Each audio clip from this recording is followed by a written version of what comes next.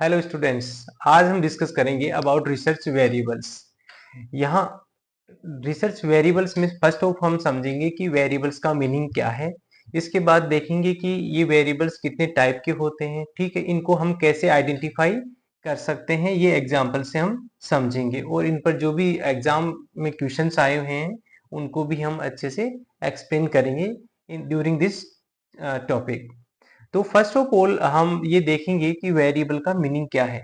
ठीक है, यहाँ वेरिएबल वेरी एंड एबल, यहाँ दो वर्ड्स हैं। वेरिएबल का जो यहाँ हम वर्ड है इसमें दो वर्ड्स हैं, वेरी एंड एबल। वेरी मतलब है चेंज, एबल जो चेंज होने की में एबल है, ठीक है, जो जिसका चेंजेबल है, जिसका कोई क्वांटिटी फिक्स नहीं है, तो हम उसे वेरिएबल मानते हैं। पर उस वेरिएबल को हम रिसर्च में कब इंक्लूड करते हैं, ये हम इस डेफिनेशन की हेल्प से समझेंगे अभी। तो डेफिनेशन क्या है यहाँ पर, वेरिएबल इज ए कैरेक्टरिस्टिक। ठीक है, ये जो भी हम सैंपल ले रहे हैं उसका कैरेक्टरिस्टिक हो सकता है, जैसे age, gender, marital status, occupation, marital status, occupation, ये सब क्या है, ये है उस पर्टिकुलर जो भी हमारा सब्जेक्ट है, सैंपल है, उसकी कैरेक्टरिस्टिक्स। तो ये कैरेक्टरिस्टिक्स क्या है, सब चेंजेबल है। पर्सन टू पर्सन क्या होगा, हमारा डेटा चेंज हो जाएगा। किसी की इनकम ज्यादा होगी, किसी का इनकम कम होगा, किसी का एज ग्रुप अलग होगा, साथ में जेंडर अलग होगा, मैरिटल स्टेटस अलग होगा, ऑक्यूपेशन अलग होगा। तो ये पर्सन टू पर्सन जैसे हम सैंपल कलेक्ट करेंगे तो ये जेंडर, ये डेमोग्राफिक डेटाज हैं, बदलते रहते हैं। तो ये वेरी है, मतलब वेरी है मीनिंग यहाँ है कि चेंजेबल है। तो एक टर्मिनोलॉजी तो होगी कि भाई चेंज होना चाहिए डेटा। ठीक है, हमारी स्टडी में वेरिएबल में एक खासियत क्या होनी चाहिए कि वो चेंज होता रहना चाहिए, सब्जेक्ट टू सब्जेक्ट।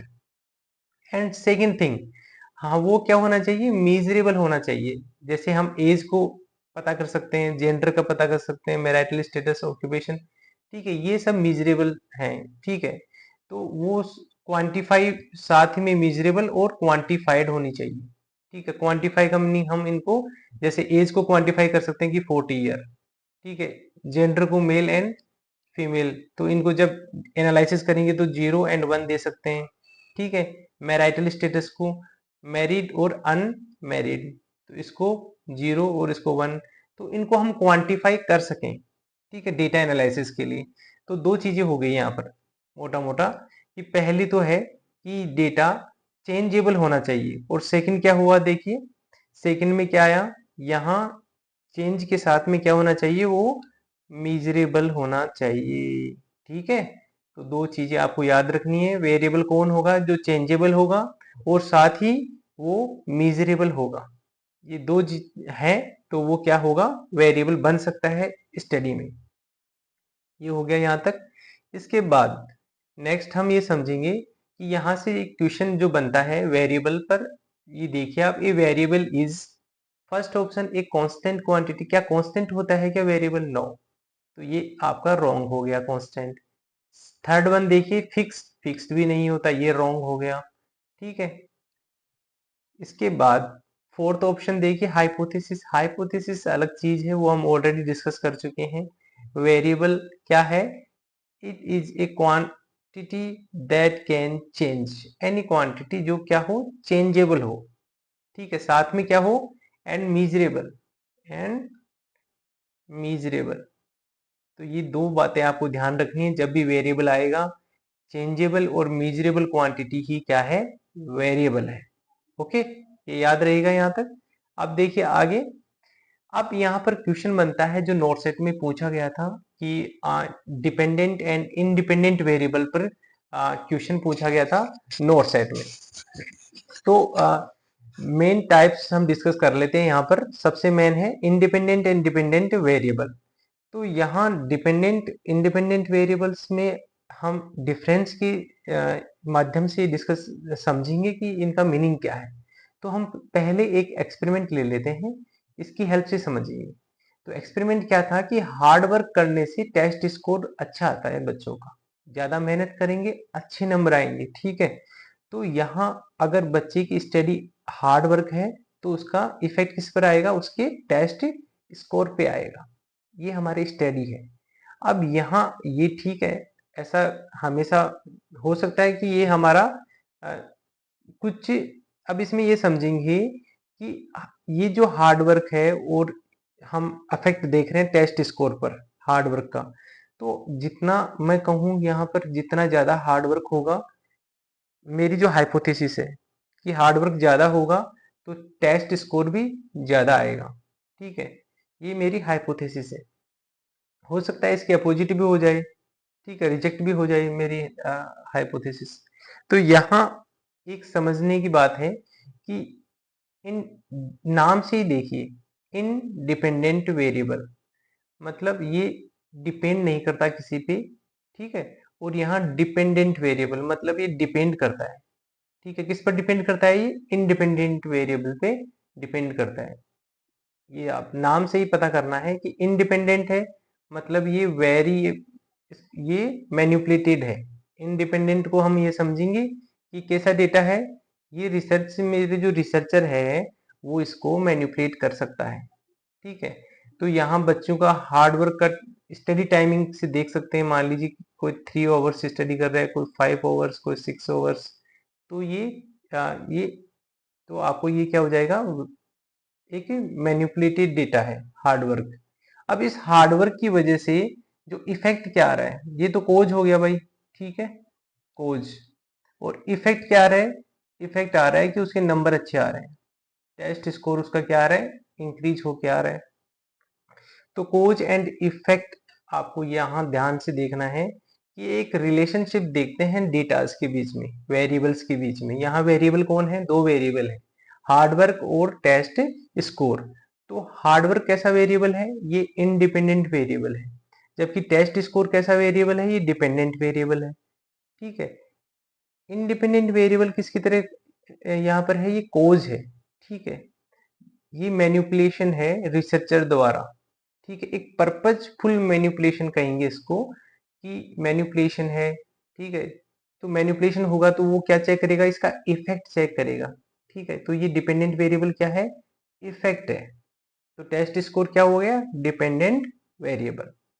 जैसे यहाँ पर अगर मैं कहूँ कि स्मोकिंग, एक अदर एग्जाम्पल की हेल्प से आपको समझाता हूँ, स्मोकिंग और लंग कैंसर। तो स्मोकिंग की, जो स्मोकर्स हैं उनको लंग कैंसर हो सकता है। ठीक है, तो स्मोकिंग क्या है? एक इंडिपेंडेंट वेरिएबल है जो चेंजेबल है। ठीक है, जबकि लंग कैंसर क्या है? एक इफेक्ट है, एक इफेक्ट के रूप में आ रहा है। तो यही क्या है? कोज। कोज क्या होता है? Independent variable. और इफेक्ट क्या होता है? Dependent variable. जो किस पर डिपेंड करता है? इंडिपेंडेंट पे, कि स्मोकिंग जितनी ज्यादा होगी लंग कैंसर होने के चांसेस उतने ही ज्यादा होंगे। तो इस तरीके से आपको समझना है एक एग्जाम्पल लेके, और अपना कॉन्सेप्ट क्लियर रखना है कि जो कोज है वो इंडिपेंडेंट वेरिएबल है और जो इफेक्ट है वो डिपेंडेंट वेरिएबल है। ठीक है, ये आपको पता होना चाहिए। अब देखिए यहाँ पर ये चीज क्लियर हो गई। अब नेक्स्ट स्लाइड में हम देखते हैं कि एक क्वेश्चन की हेल्प से हम समझते हैं इसको। In a study examining the relationship between hours of sleep and academic performance, the hours of sleep would be. अब देखिए इस तरीके का क्वेश्चन आया था नोट सेट में, ये नहीं आया था, इस तरीके का ही आया था। तो इसमें इन्होंने पूछा क्या था? इन्होंने पूछा था, एग्जाम्पल देकर पूछा कि ये स्लीप किस तरीके का वेरिएबल है। अब देखो यहाँ हो क्या रहा है। ठीक है, यहाँ ये चेक कर रहा है दो वेरिएबल, एक तो स्लीप है और एक वेरिएबल क्या है यहाँ पर? Academic performance. क्या है? Academic performance. तो स्लीप की वजह से एकेडमिक परफॉर्मेंस पे क्या इम्पैक्ट आ रहा है? ठीक है, तो हम इम्पैक्ट मतलब इफेक्ट, तो ये तो इफेक्ट हो गया। और इफेक्ट क्या है? Dependent variable. और कोज क्या है? स्लीप। तो ये देखना है कि स्लीप ज्यादा होगी तो एकेडमिक परफॉर्मेंस कम इफेक्ट आ रहा है क्या। ठीक है, तो हम इजीली कह सकते हैं कि यहाँ स्लिप क्या है? कोज। और कोज क्या होते हैं? Independent variable. ठीक है, और इफेक्ट क्या होता है? Dependent variable. आई वी हम स्टैंडर्ड मानते हैं इंडिपेंडेंट वेरिएबल के लिए, और डी वी मानते हैं डिपेंडेंट वेरिएबल के लिए। तो यहाँ आंसर क्या होगा बताइए, इंडिपेंडेंट वेरिएबल है स्लिप, तो स्लिप क्या हो जाएगा, इंडिपेंडेंट वेरिएबल। ठीक है, ओके। अब देखिए आगे, the independent variable is the one that. अब इंडिपेंडेंट वेरिएबल्स का हमें पता है कि इंडिपेंडेंट वेरिएबल्स को रिसर्चर क्या करता है, मैनिपुलेटेड करता है। तो आंसर क्या हो जाएगा, मैनिपुलेशन। जबकि मेजरमेंट किसका करता है, डिपेंडेंट वेरिएबल का मेजर करता है। तो यहां हम कहें कि कोज एंड इफेक्ट। तो कोज को क्या कर, कोज जैसे मान लो यहां पर था, जैसे मान लीजिए एग्जाम्पल में हमने क्या था, स्मोकिंग, और इफेक्ट क्या था, लंग कैंसर। तो स्मोकिंग में नंबर ऑफ सिगरेट को वो मैनिपुलेट कर सकते हैं कि 2 सिगरेट, 3 सिगरेट, 4 सिगरेट, 5 सिगरेट, तो उससे लंग कैंसर का इफेक्ट चेक कर सकते हैं कि जैसे अगर किसी पेशेंट ने किसी सैंपल ने स्मोकिंग की फ्रीक्वेंसी बढ़ाई तो उसके ऊपर इम्पैक्ट आया या नहीं आया। ठीक है, हम हालांकि उसको मोटिवेट नहीं करेंगे इसके लिए, लेकिन उसकी फ्रीक्वेंसी वो खुद बोलेगा कि मैंने फिर ज्यादा पीना, सिगरेट की जो फ्रीक्वेंसी थी वो ज्यादा कर दी, या फिर नंबर ऑफ सिगरेट ज्यादा पीने लग गया, तो उसका इम्पैक्ट चेक कर सकते हैं। ठीक है, as a form of lung cancer. तो ये मैनिपुलेशन आ गया। अब देखिए यहाँ पर डिपेंडेंट वेरिएबल में क्या चेक करते हैं, उसको हम मेजर करते हैं, उसके जो इफेक्ट है उसको हम क्या करते हैं, मेजर करते हैं। तो ये इजी था ऑप्शन। नेक्स्ट वन इज, ये भी एक अगर एकेडमिक सेक्शन है किसी का तो वहां ये पूछा जा सकता है, या फिर नॉर्सेट में बन सकता है क्वेश्चन। एक एग्जाम, एक आपको क्या दे देंगे, स्टेटमेंट दे देंगे, रिसर्च स्टेटमेंट। ये रिसर्च स्टेटमेंट है जिसमें आपको कहा है कि रेंडमाइज कंट्रोल ट्रायल है and efficacy of the oral morphine, oral morphine का efficacy management of chronic cancer pain among advanced stage cancer patient admitted in hospital at Jodhpur. तो यहाँ आपको चेक करना है कि मॉर्फिन का इम्पैक्ट क्रोनिक कैंसर पेन पर देखना है कि मॉर्फिन देने से पेन पर क्या फर्क पड़ रहा है। ठीक है, तो मॉर्फिन, ठीक है, एडवांस कैंसर स्टेज की बात है। तो यहाँ मॉर्फिन क्या हो गया, मॉर्फिन की डोज को हम क्या करेंगे, मैनिपुलेट करेंगे। तो जो मैनिपुलेटेड डाटा होता है वो किस में आता है, इंडिपेंडेंट वेरिएबल में। और इफेक्ट क्या आ रहा है, पेन कम हुआ या नहीं हुआ, दिस इज इफेक्ट। तो क्या होगा, इंडिपेंडेंट वेरिएबल कौन है, मॉर्फिन, डिपेंडेंट वेरिएबल कौन है, पेन। ठीक है, ये आपको इजीली यहां से बता सकते हैं। ये समझ में आया यहां से। अब देखिए आगे, third one is extraneous variables. कुछ ऐसे वेरिएबल्स होते हैं जिनका रिसर्चर इंटेंसली उनकी स्टडी नहीं करता, बट वो वेरिएबल्स आपकी रिसर्चर की स्टडी को इम्पैक्ट कर सकते हैं। तो ऐसे वेरिएबल्स को एक्सट्रेनियस वेरिएबल्स बोलते हैं। तो अफेक्ट कर सकते हैं, कैन अफेक्ट द स्टडी। ठीक है, ये आपको यहाँ से ध्यान रखना है। और ये कैसे होते हैं, अनवांटेड वेरिएबल्स होते हैं जो किस पर इफेक्ट डालते हैं, डिपेंडेंट वेरिएबल्स पे। ठीक है, जैसे डिपेंडेंट वेरिएबल्स पे कैसे, जैसे कोज और इफेक्ट। अब देखिए एग्जाम्पल की हेल्प से समझ लेते हैं इसको। अब मान लीजिए यही एग्जाम्पल ले लेते हैं और यहां हम समझेंगे कि एक्सट्रेनियस वेरिएबल्स क्या है। ठीक है, ये वेरिएबल होते क्या है, एक्सट्रेनियस या कंपाउंडिंग वेरिएबल्स भी इनको बोलते हैं। तो एक्सट्रेनियस वेरिएबल्स क्या है, अब मान लीजिए बच्चा हार्ड वर्क कर रहा है, ठीक है, इसका टेस्ट स्कोर अच्छा आना चाहिए एग्जाम में, पर ड्यूरिंग एग्जाम मान लीजिए उस रूम का टेम्परेचर बहुत ज्यादा था और बच्चा अपना जितना उसको परफॉर्म करना चाहिए था उतना वो एग्जाम में नहीं कर पा रहा। ठीक है, तो इस वजह से उसका स्कोर क्या हो जाएगा, रिड्यूज हो जाएगा। तो जो आना चाहिए हार्ड वर्क का रिजल्ट उतना आएगा नहीं। तो ये इम्पैक्ट कर रहा है किसको, रिजल्ट को इम्पैक्ट कर रहा है। ठीक है, तो एक्सट्रेनियस वेरिएबल्स क्या करते हैं, रिजल्ट को इम्पैक्ट करते हैं। ठीक है, तो यहाँ टेम्परेचर को क्या कहेंगे हम, this is extraneous variable. Temperature क्या हो गया, एज ए एक्सट्रेनियस वेरिएबल। ठीक है, अब एक्सट्रेनियस वेरिएबल है तो ये इस वेरिएबल का रिसर्च का जो रिजल्ट था वो इम्पैक्ट हो सकता है इसकी वजह से। ठीक है, यहाँ पर ये समझना है। साथ ही ये किस पर इम्पैक्ट डाल रहा है, ये डायरेक्ट किस पर इम्पैक्ट डाल रहा है, ये डिपेंडेंट वेरिएबल पर अपना इम्पैक्ट डाल रहा है यहाँ पर। ठीक है, उसकी टेस्ट स्कोर पे इम्पैक्ट डाल रहा है। हार्डवर्क पे तो इम्पैक्ट, वो तो हार्डवर्क तो हो चुका था, बस जो टेस्ट स्कोर आया एग्जाम के टाइम में, जो टेम्परेचर इंक्रीज था, उसकी वजह से किस पर इम्पैक्ट आ गया इसका, टेस्ट के स्कोर पे। तो डायरेक्ट इम्पैक्ट किस पे आ रहा है, ये डिपेंडेंट वेरिएबल पे आ रहा है इसका। ये याद रखना है कि एक्सट्रेनियस वेरिएबल्स का इम्पैक्ट किस पर आता है, डिपेंडेंट वेरिएबल्स पे आता है। अब यहाँ जो एक्सट्रेनियस वेरिएबल्स हैं ये टू टाइप्स के हो सकते हैं, एंडोजीनस एंड एक्सोजीनस। एंडोजीनस का मीनिंग है कि उस जो क्या कहेंगे, सब्जेक्ट, जो भी सैंपल है जिससे हम डेटा इंफॉर्मेशन ले रहे हैं, उस सब्जेक्ट से in in subject and out subject. Endogenous मतलब सब्जेक्ट के अंदर, सैंपल के अंदर, जैसे बच्चा क्या है, वो जो हार्ड वर्क कर रहा है वो सब्जेक्ट है। ठीक है, उसके अंदर ऐसी क्या चीज है जो डिपेंडेंट और इंडिपेंडेंट वेरिएबल्स को अफेक्ट कर सकती है। देखो, ये बच्चा है, इसका अगर कॉन्फिडेंस अच्छा है, मान लीजिए कि लेवल ऑफ कॉन्फिडेंस की बात करें हम, लेवल ऑफ कॉन्फिडेंस भी क्या हो जाएगा, एक्सट्रेनियस वेरिएबल हो जाएगा। अब ये तो हर बच्चे का लेवल ऑफ कॉन्फिडेंस तो मेजर किया नहीं रिसर्चर ने सिर्फ ये देखा कि बच्चा कितने घंटे पढ़ रहा है, हार्ड वर्क कर रहा है, उसके अकॉर्डिंग टेस्ट स्कोर मेजर कर रहा है वो, लेकिन अफेक्ट क्या कर देगा, कॉन्फिडेंस।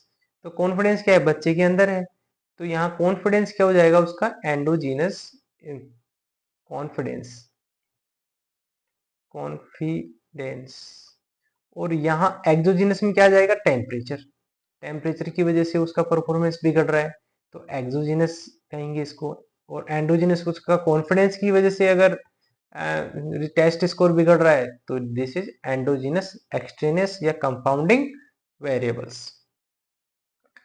यहाँ एक एग्जांपल की हेल्प से समझते हैं, क्वेश्चन की हेल्प से। Extraneous variables are variable that primary interest in the study, no, researcher इनको प्राइमरी इंटरेस्ट नहीं होता, ये सेकेंडरी है जो डिपेंडेंट वेरिएबल्स को इम्पैक्ट करते हैं। ठीक है, ये नहीं है, गलत है। Next one, can influence the dependent variable but are not of primary interest, yes, ये डिपेंडेंट वेरिएबल को इन्फ्लुएंस करते हैं, ये करेक्ट है।